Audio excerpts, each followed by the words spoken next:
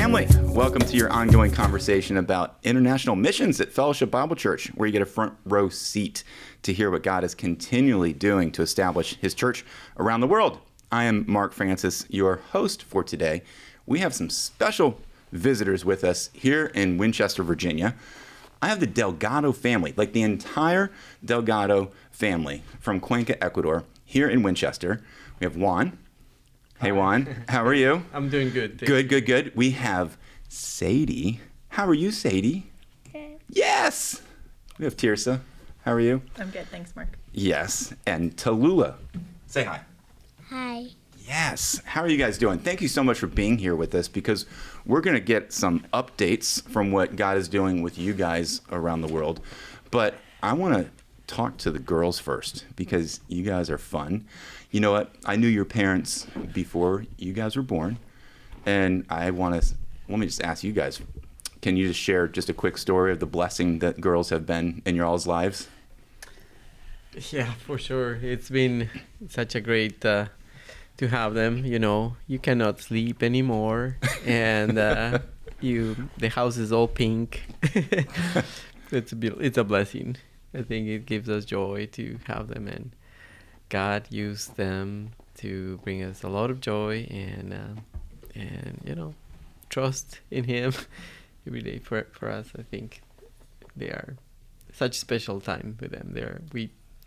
I see my phone and like pictures of them come and yeah, and I remember, oh man, I'm in love.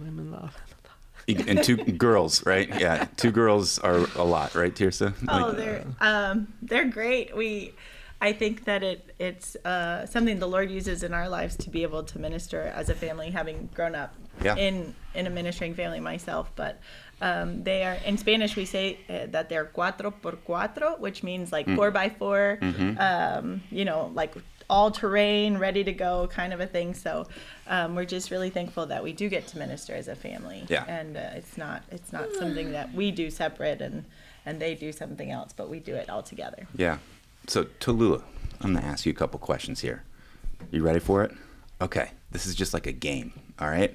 So, here, we'll give you a microphone. Can you hold this? Or maybe your mom can hold it. So, tell me, how old are you? 6. Next month is my birthday. Next month is your birthday? That's amazing. I'm excited about that. How old are you going to be next month? 7. Awesome. And what's your favorite thing to do? I see a shirt that you're wearing. I see pink shoes on your shirt. Ballet. You like ballet? Awesome. And so what's your favorite TV show to watch? Angelina Ballerina. Angelina Ballerina. Nice. So does she speak Spanish to you, or does she speak English to you when you watch? English. Really? And you live in Cuenca, Ecuador, so you get a chance to use 2 different languages. What's your favorite color? Blue. How do you say blue in Spanish? Azul. That's amazing. Can you give me one other phrase in Spanish? Say, Jesus loves you in Spanish. Jesús te ama. You're going to be an amazing bilingual young adult growing up. Are you going to interpret things for people probably? Do you help your dad say things in English sometimes? Yeah. So there's another sister of yours. What's her name? Sadie. Sadie. I get to talk to you now. So Sadie, how old are you? 4. You're 4. That's such a big girl. Being 4 is special. What is your favorite color? Pink. Pink. How do you say pink in Spanish? I think we talked about this before. Is it Amarillo. Amarillo? No, it's not amarillo. No. Azul. No. Is it blanco? No. Is it roja? No. Is it rosado? Rosado? Yeah. Yeah. Awesome. What's your favorite show to watch? Quacks. Wild Kratts. Oh, that's cool. That's a new one. Haven't heard of that. So real quick, I want to hear, what did you guys do last week? So we're recording this for all of you guys watching this. We're recording this here in the middle of June. I'm not sure when this is going to get released. It might be in a couple of months. So just for perspective, what did you guys do last week? We went family camp. You went to family camp. That's awesome. So Tellulah, what did you do at family camp? I'll grab the mic for you. We learned about Jesus. Learned about Jesus. That's awesome. We played gaga ball. Gaga ball. That is always the big hit at family camp. We had last year the Van Drunen family and their boys were here on this episode, on a podcast here, and that was their favorite thing to do too. Did you make any new friends at camp? Yeah? What are their names? Micah, Owen. Lots of names. Lots of names. Yeah. That's special. So one last question, and then we're going to let you girls go play with some friends here in the building. Yes. Yeah. So tell us one quick thing that you like about Cuenca, Ecuador. What is your favorite thing to do in Cuenca? Anything come to mind? Sadie, what do you like to do in Cuenca? Playing with my friend Mila. Your friend, what's her name? Mila. Mila. Nice. Tellulah, what do you like to do in Cuenca? Make new friends and play with my old friends. Awesome. Awesome. And your parents do such a good job at church also. I'm sure you go to church with them each week. Yeah. What do you do at church when you go to church on Sundays? We sing songs, then Daddy, Mom makes announcements, then I go to Sunday school. Okay. And you have a Sunday school teacher? Who's your Yes. Sunday school teacher? Gabby. Gabby. Nice. Gabby's actually here in Winchester with us right now as well. She made the trip. That's exciting. So one last question, then you guys can go, okay? Do you remember what the last thing you learned with Gabby was? What did you learn about God At Sunday school. at Sunday school? I don't remember. Lots of Bible school between now and then. Right? Oh, Yeah. well, sure. What did you learn at family camp? Did you learn anything at family camp? The creation. The creation. Creation. That's awesome. God made all of us, right? That's awesome. Girls, thank you for being here. You can tell all your friends that you're famous. You've been on a podcast in United States, in Virginia. Is that cool? Well, thank you all for being here. We're going to give 2 seconds because you guys can get off your stools, go say hi over there to Mr. Jim, and as we make this transition, I'll just share. So Juan and Tirsa are certainly friends of our Global Missions Program, been partnered and connected with us here at FBC for many years.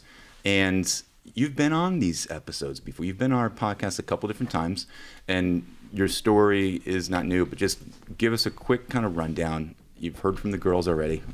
Where do you live, and how long have you guys been partnered with us here at FBC? My name is Juan Delgado, and my wife Tirsa, and we live in Ecuador, and in a city called Cuenca. It's about 700,000 people that live in the city, and God started the church close to 17 years ago now, and I'm the teaching pastor there, and we've seen the church grow. And with new families that have become our family, and it's nice to see that. And we've also been able to see the struggles of a church, and the struggles with families that sometimes are suffering, and also families that don't want to be there. Yeah. So very typical to any church. You have kind of cycles of people coming and going, trying to minister to them. Yeah.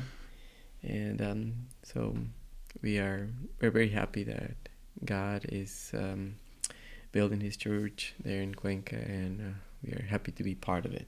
Remind us how long you've been connected with us at FBC. So, Tirsa, you go back with your family with FBC for a while. I don't know what you guys would call that, but my parents worked with FBC before we did as a couple. Mm-hmm. So maybe like a legacy, yes. legacy missionary exactly. or something.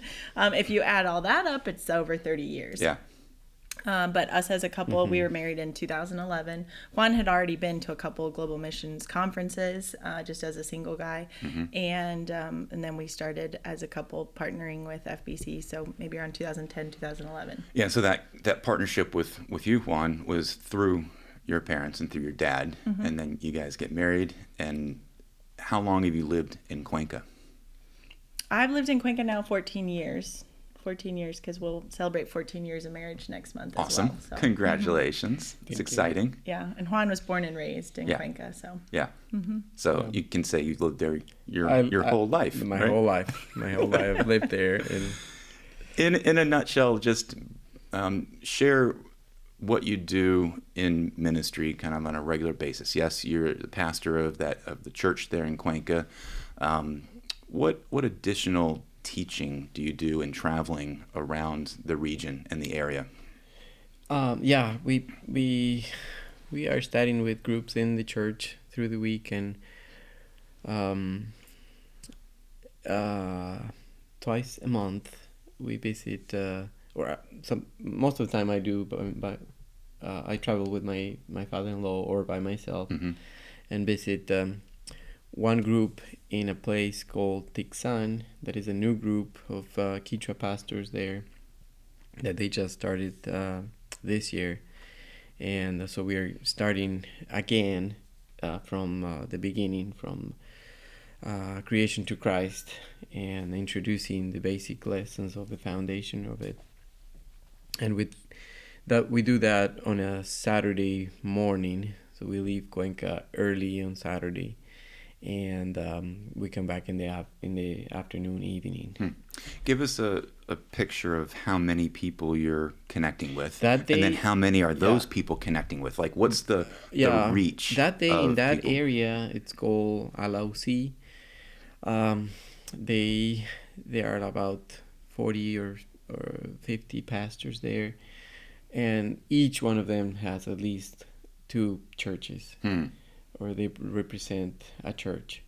So, but that's the new group. That's the new group. Original group. The original group, it's about close to 100 people that are coming there.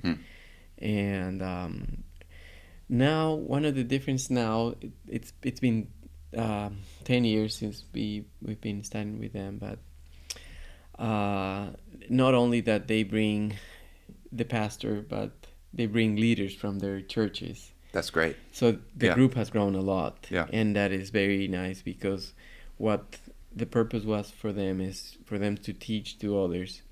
And that they have found, this teaching with them in their churches, but they also bring them to the big group, and they have a fellowship there. And so we study the Word, and we study book by book, and answer questions. And something that I will say, trying to go back to the question that you asked us, how many represent? Yeah. At least 300 churches. That's great. And so they're viewing kind of you coming to visit them periodically, every now and then, as like a mentor, like a leader of them to help guide them. And that sounds really high, right? But for me, I've been growing with them. Yeah, right. Many of them could be older than me. Sure. And I see them as parents, and I'm very thankful for that, because what God has done, they have grown in the Lord, and they take care of us. Like every time we go there, they send an offering for us, and there's one of the pastor's wife that goes there. She comes and gives me $5 for Tellulah and $5 for Sadie. Yeah. And they care for us, so it's very nice to see that, and they value the Word. They value what God has done, we represent that, so they care for us. And that's just a small portion of your time to do that, because your primary focus is your home church. Yes. And that's what we wanted to talk about a little bit more in detail here today, because your church has been growing, right? Mm-hmm. There's been growth happening, and as you just briefly mentioned in your just introduction, that it comes with challenges, yes. right? Yeah. It comes with little growing pains. Mm-hmm. Give our congregation just a quick update of what you've seen God do in the last few months, even within your church, as it's been growing. What are the joys, mm-hmm. and then what are the challenges? So this year, we had to. Well, we are in a new location since the last 2 years, and when we started renting this location, in order to get it in a lower price, we said, well, we can pay 1 year in advance. So we paid the first year in advance, we paid the second year in advance, and this year it was January, and we had to pay the rent in April. May. And in January we didn't have any towards the rent. But it was a good opportunity to share with the people, share with the family there. There's this need. God has put us here to serve Him, and He will provide for His church. So let's trust about that. And there were these ideas of where are you gonna get this? Right. How's God do this? And that was in all levels, but God did it. God provided all of what we needed to pay a year in advance. Wow. And it was not because of the union of the leadership or the faithfulness of us, but just to prove that that was his church, and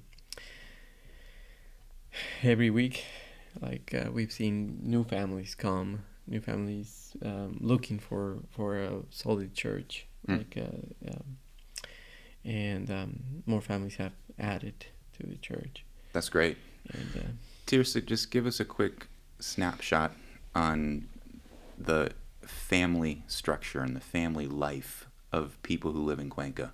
If you're seeing new families come in, what are the needs? What are the struggles? What's kind of the daily life look like for a mom with kids, with a dad? Paint that picture of maybe how it's similar to us in Winchester and how it might be a little different.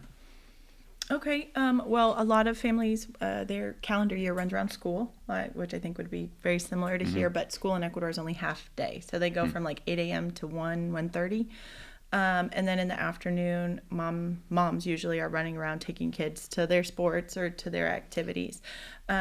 What happens in Cuenca a lot of times is mom takes the lead, or mom steps into the main leadership role, whether because dad isn't there, he's at work, or he's just not part of the family life, or because dad doesn't do it. And so the woman will step into that leadership role and try to run the whole household. And I think this is something that you see across Latin America as a whole, a matriarchal society where the woman is the one that's in charge.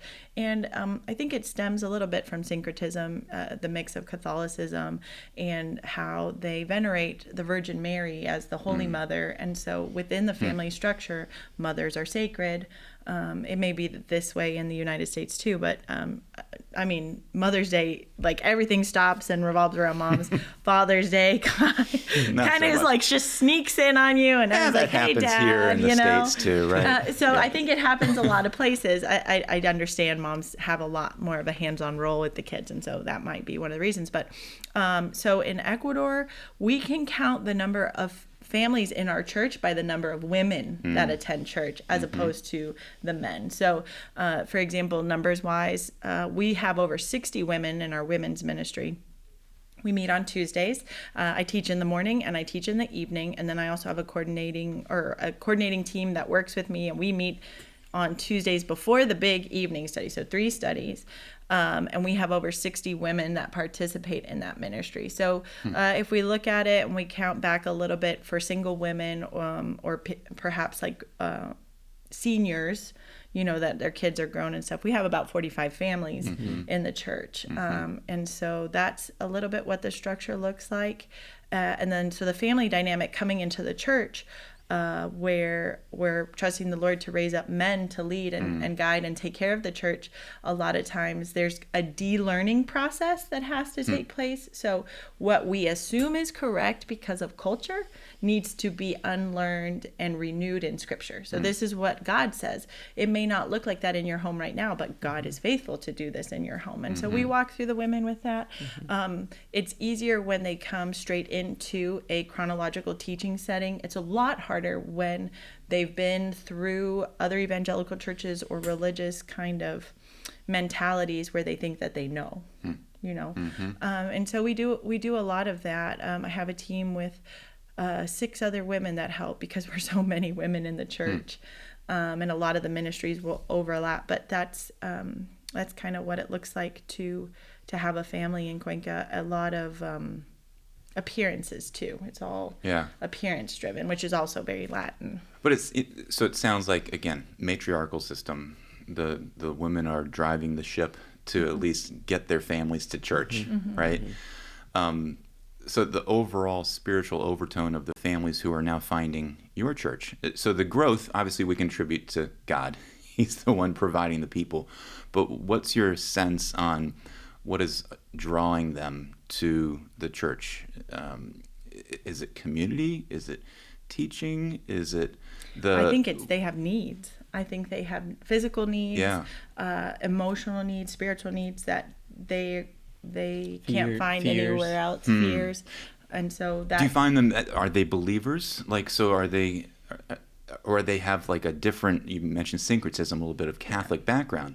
So, are you finding that you're leading people to a faith in Jesus through the teachings, and that's where kind of they're coming to faith, or are they believers before they come to church? I'm trying to ask that question because in our local town, people come to Fellowship Bible Church. For the most part, they're believers, and they're church shopping. Yes. But how is that different than Cuenca? I think if they come to our church, it's because they've heard that it's different. Yeah, because we do. That there be comments they study the Bible. They study. Go to that church because they study the Bible. Go to that church because they have sound doctrine. Go to that church, and so families come, maybe not even knowing what sound doctrine is. Yeah. But they come because it's very word of mouth. Cuenca is surrounded by mountains, so it's very traditional. It's very closed because there was for a long time only one road in and out of the city, and so everybody knows each other, and it's all word of mouth, very grassroots kind of driven. And so they have to hear about it from one person. If they hear about it from one person and they hear about it from another, then they say, okay, maybe there is something there. Right. Something that is normal over there is if they see you is what's your last name? Yeah. Because I knew your Grandfather father or grandfather. Yeah. And the same thing with the church. It takes time to build that trust in the community. So from IGB Cuenca, or so that it takes time. Where you come, where did you go? Things like that. It takes a lot of time to build that confidence in people there and to.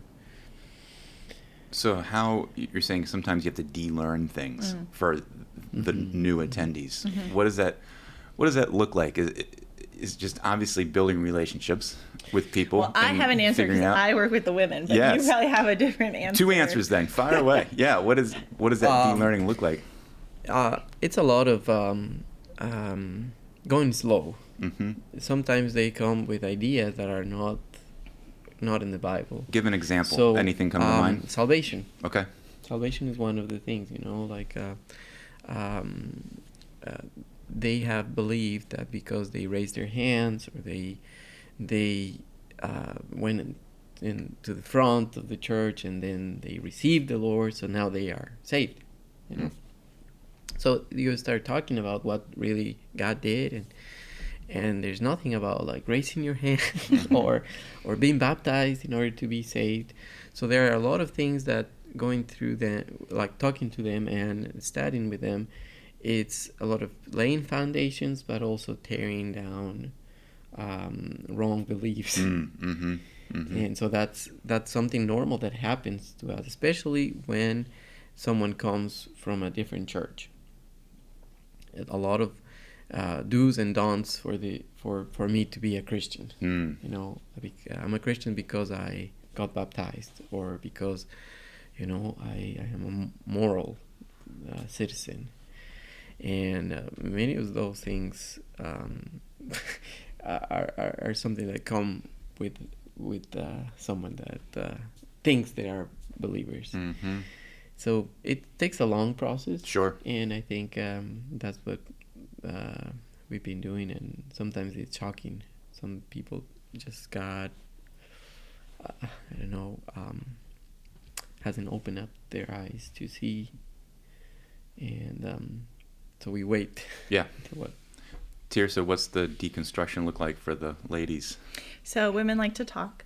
Women like to talk. They need to talk. So what usually happens first is we let them talk. We listen. We listen to their situation, their, I guess, approach to that situation.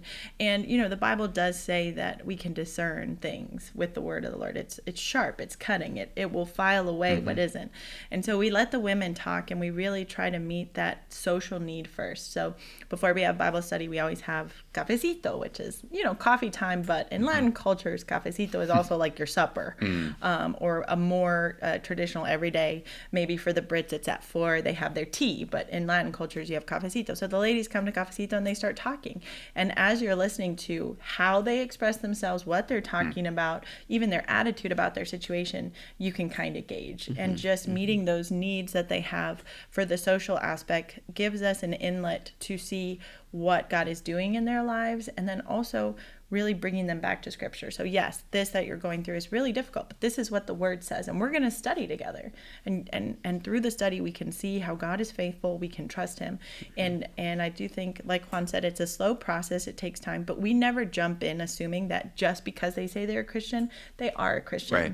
Because Right. a lot of people are saved because they don't want to go to hell, but they're not saved from their sinful nature. They don't need a savior. They just don't want to burn in hell. And so as we go through those kind of topics with them and study systematically, the Lord is faithful, and He shows them their need. And there's a lot of things that they might not understand, but 2 or 3 years later, they understand it. And I mean, I've heard things, it was like I was blind, but now I can see. We have a lady that used to be on the Christian radio station giving, they call it philosophy of the Christian woman, who wasn't saved. She used to say, well, grace is great, but I mean, where do I stand then? You know, like, yeah, by grace, but I need to do something. God has done so much for me. So the Lord takes care through His word of showing them how great a need they have and how great a provision, not just for salvation, but also for sanctification. And it's just, again, it sounds maybe intuitive, like let them talk, but women really do need to gab. Like they probably can't even tell you, Mark, what they're really feeling until like 2 weeks later. Right. You know, I'm sorry for what I said when I was hungry, or whatever you want to say about it. But yeah, women need that. And so that's a big pillar in the ministry that we do with the families, is listening, is listening to what they tell us. And for the men in the other side, they don't talk. Right. Yeah. And so it was for me too. When I got married to Tirsa, I had to learn to talk and communicate. And now he has 3 girls in the house. And now you need to really communicate. 3 girls. I get to Bible study with the man, and it's like, okay, how's it going? Good. Yeah, that's it. Well, but let me just give this. But Can I tell this story? Of course. So he would come home from men's study. Men's study is, you know, after all the men have gotten off work and they can come to the church, and he'd come home and be like, nobody wants to talk. Everybody's in a bad mood, you know. And I said, well, you know, just, I think I said it a few times, but I said it very gently. I said, what if I sent food with you before? What if you guys ate before? Yeah. He's like, I don't know, you know, whatever. Next week, oh, they're just so, they don't say anything. I'm like, okay, well, what if I made some pancakes and some syrup, and you take it and you just offer them, and you guys can eat while you wait for people to show up? And he's like, okay, well, you know, he had no other options. Yeah. So I made the pancakes and the homemade syrup, and he took them, and no pancakes came home, and no syrup came home. He's like, tonight they talked. Tonight they were, they're, like happy to be there. Well, if you're leaving work and you're hungry and you're tired and now you're going to church, whether because you want to or because you feel you have to, and there's a hot meal prepared for you, that makes a difference. Yeah. So and it opens the gates for conversation. It helps. And, now that I'm not there, and then trusting the Lord that the ones that are in charge are, maybe warming up some water or things like that to serve. But something that they have enjoyed doing is like going to eat after the study. Good. Going to a restaurant or something, and that creates another extra time to debrief or to get things out. Yeah, more of the relationship building. So if you're seeing this growth, you're seeing a little bit more the light bulbs come on in people's minds, there's going to be a call for developing leaders, right? And having almost 45 plus families come to church. What systems, what things are you really starting to pray for now to develop new leaders? Because it can't just be the two of you. Yeah, I know. What has God done to develop current leaders, and then where are we still praying for more leaders to develop? I think God has put in some families the desire to study, and right now we're having several studies a week, and for me, 3 in like one-on-one studies, and with the leaders, with people that are members in the church, and God is using them. So you're meeting 3 times a week with specific leaders. Yes. Yeah, for the church. one-on-one. Apart from counseling or kichwas or men's Bible study or preaching. Okay, and then how many groups are meeting on their own with the church without you? Like we would call them here community groups. How many home groups or meetings and gatherings happening outside of just Sunday mornings? We don't have community groups yet. It's something that we would like that to happen. And we've seen that, and we're trusting the Lord for this. But the leaders of the different ministries meet independently. So if they need to coordinate youth Bible study, they're meeting once a week. Okay.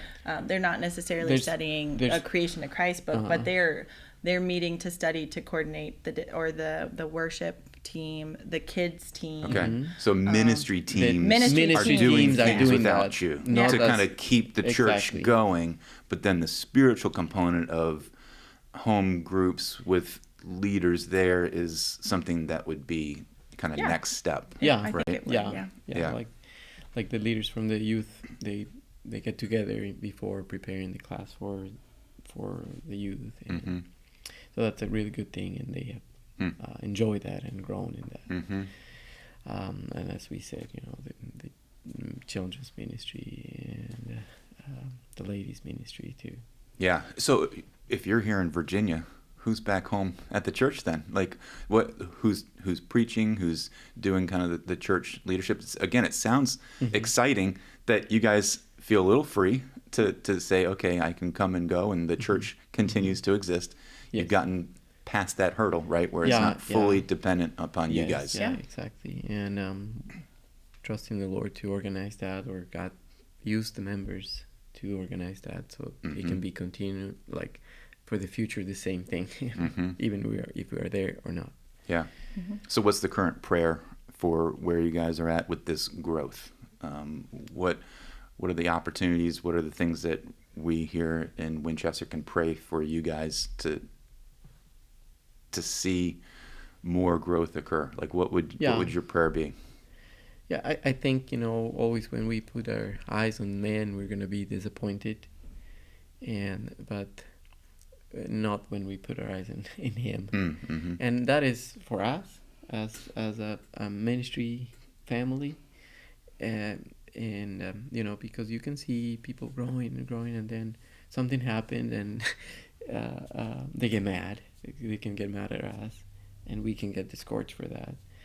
But trusting the Lord in every day, seeing there in Christ, it gives a good encouragement to us, and also for them, because when they're in a immature stage, they put their eyes on the leader, right? And that could be discouraging, right? So I think that's one prayer for us. God is doing great things with the church. Like we mentioned Gabby, but there are other people that want to serve the Lord, want to grow, that love the church, and it's really exciting to see that. That's neat. You know, it's easy to focus on the wrong things, but there are more good things that God is doing, and that is exciting. When people from other parts come, like other churches come, it's also a blessing. So I'm just putting there a little an open invitation. Open invitation. There you go. Okay. But I think just get yourself to Cuenca. To kind of summarize what Juan is saying and to be transparent, you know, Juan started the church when he got back from seminary in 2008. He was single. He'd never pastored a church. He was just, you know, green. And we have grown with the church. And I think we were talking to Scott about this, and even Mark, Carrie, you know, we need to grow as well. There's things, we're not in church planting mode, you know, and there are things about serving in a church and ministry as God is using us that we can continue to train for or study about or learn together. And we're kind of at that crossroads, not in a sense of like, do we continue or not, but okay, what do we need to be equipped to serve the church? Even as our kids grow, we don't have toddlers anymore.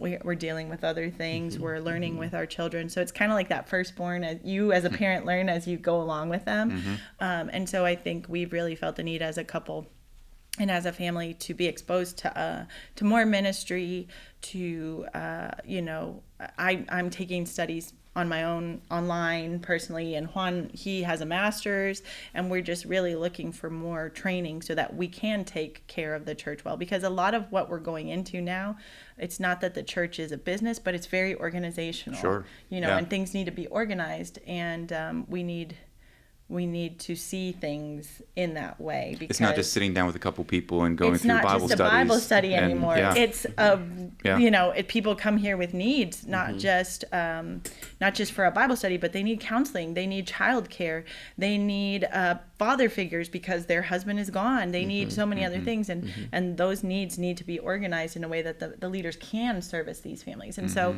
it's a little bit more, I want to say, technical. Meanwhile, still learning and growing as a family, as a couple, as a person, to depend on the Lord and recognize that that's a thing. Like churches don't stay little forever. Churches grow because they're living and breathing, and God gives the growth. And so he's going to give the people to meet those needs, and we need to be able to recognize that. So we're really in a place where we're kind of asking for more training, for more exposure to bigger churches, or what that transition looks like. I mean, we were walking up here, and I've been a part of FBC for a long time, and I can vaguely remember when the church was just the admin wing, right. You know, and now it's not that anymore. So that's kind of, that would be a big prayer request. And the wisdom to just kind of know what the right decisions are, and to ask, how do you deal with this? How do you do this?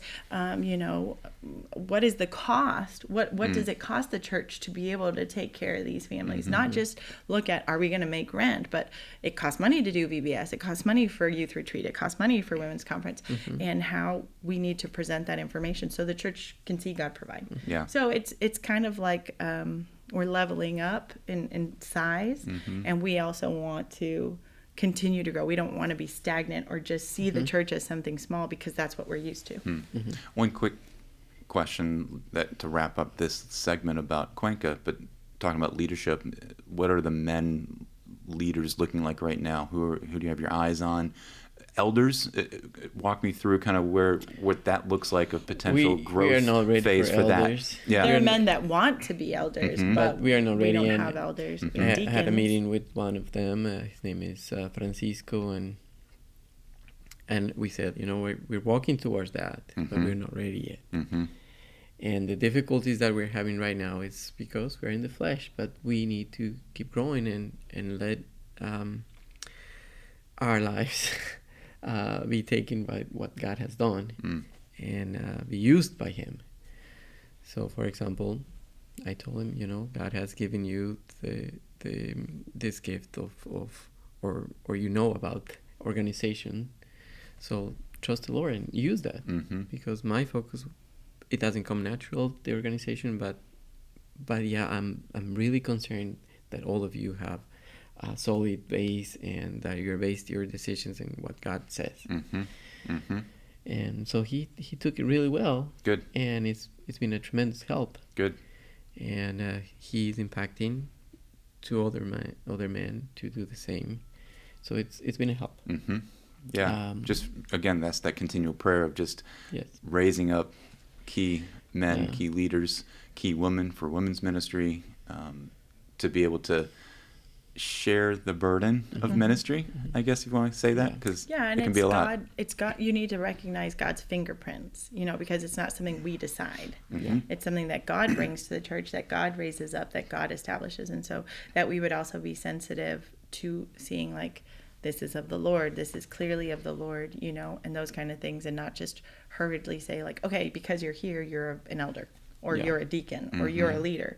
Remember that de-learning process that a lot of us have to go through, so that we would be solid in the Word, so that we can recognize those fingerprints too. Yeah, and you're here in the States now for a variety of reasons, but one of them was family camp.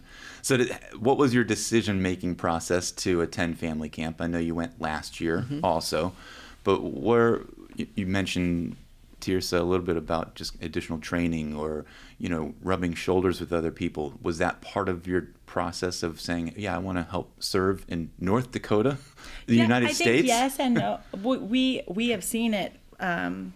We have worked with the Quechua. We have seen it and the impact that it can have on, systemic beliefs or systemic problems, talking about the First Nations and stuff. And we're also a family, and we minister as a family. So I think we are invited in that vein, but we also understand the value of the relationships. So coming back to us, for us, was really about that. It was continuing these relationships and the consistency with these people that we're meeting, that they would know it's not just an emotion, high mountaintop experience. Family camp and the time that we share is really about that, and just taking the time to build those relationships, and something we could do as a family. The kids can literally run through the dining hall during the service, and so it's super family friendly in that regard. And the consistency, I think, is something that all the families value. We all sleep in tents, and we enjoy that, I think if a family came and they would have to stay somewhere else or not be in what we call tent city, they would probably be bummed because that's where you can also build those relationships with fellowship families. What was the reaction of people when you told them where you live? Was there some surprised faces? We made it very clear where we were from. That we were from. We put an Ecuadorian flag on our tent. Flag, a map, and it said, like, "Do you speak Mexican?" Do you speak Mexican? Yeah, we said no. What is Mexican? I don't know, but it was somebody from FBC. I'm not going to say who, that asked us if we speak Mexican. But obviously, we don't maybe look foreign, and so we try really hard to make it known that we're not necessarily. I mean, my daughters don't look foreign, right? And they get that in Cuenca too. Sure. So we did put an Ecuador flag on our tent. We wore our Ecuador jerseys. Nice. We had our IGV Cuenca shirts, and I think families can recognize us now a little bit more because we do that. And I'll let you answer the question, Juan. Why did you want to attend and serve at family camp? Because for me, working with the pastors there, I understand what they face. I've seen what people's life come from, difficult backgrounds and things like that. And for me, this time was just a time to share what God has done. The same thing last year was like an invitation to understand, or to, because I've worked with the indigenous pastors in Ecuador, and I understand how they live. But now I understand the church part of that suffering that they go through, and encourage them to put like foundations that last forever, and just show them that it works. It is a blessing to have families that understand, families that support you and grow together in the church, so that that for me was a special part of what you're saying is camp. interesting. I just want to highlight, because the Native American plight in America is pretty rough. And as we've had some of the Native American pastors and interacting with them, we've heard stories of the white man showing up and thumping a Bible and saying, turn and burn, and then leaving them in the dust. And or even if it's not religious, there's tons of atrocities that have happened. Ecuador, what you're saying is you see similarities with the Quechua tribal people and the believers who came from Ecuador as well. We have to understand that the Quechua culture affects the mentality of Ecuadorians in general. Like flesh and the world affects our mentality around the world. But in that culture affects how they think, and that's how they live. So I understand what many of the pastors go through there. And something that I said to the pastors, and I said to the group that we were with, for us to be able to communicate this truth it's really a miracle. It's a work of God, not because who I am or anything, but it's God's work to be able to communicate that and be used by Him to do that. Like for me to work with the Quechuas, it's a miracle, because they don't really accept someone who is what I am, like it's called a mestizo. It's a mix of a Spanish and Indian. They don't accept that. So it's really a miracle that they accept me to teach, but also they have accepted me to be part of them. And it is a miracle to be able to communicate truth with older men that they don't really accept that in their culture. Like in their culture, they don't do that. And it happens the same thing with the natives. So you take and share that story with some of the leaders at family camp. Did you make a connection when you shared that story with them? Yes, I think so. Chris was mentioning, that kind of like relating with that, and I understand what they are going through. Chris Little, one of the pastors out there. Yeah. And he's saying it's exactly what we understand that. So I'm very thankful that, God is put me in a position that I can understand a little bit more of what they do. Not all of it, just a little bit. Yeah. Well, it's certainly valuable to have you partner with us at FBC to come do that, to relate and share how important we are valuing them as a community. I was sharing with Scott and with the group. For me, it's just a blessing to see someone that God is opening their eyes. And this year was really exciting to see that. Of course you don't sleep much and it's uncomfortable, right. and but it's really encouraging to see God work. And to have the girls there with you and be part of the whole family. And they get to be a part of it too. They get to see what something that happened in the way back, though. We were all tired and crying. But I know that God used this time as a family, as with others, to see what He's doing there. That's good. And it's something that not happen just with the natives. It happens all over the world. It happens in Ecuador. Broken families that want to know the Lord, and who are we to share that with them? Also, people that we need Him. Yeah, that's great. Well, thank you guys for being a part of the conversation here today. Thank you. I hope it was encouraging to you guys watching and listening as well. And I did hear an open invitation. Yeah, they're queuing up. We have a family from FBC coming to visit in August, so you might have to sit down with them and you gotta get the calendars out to fit your busy and then schedules. There's a couple people.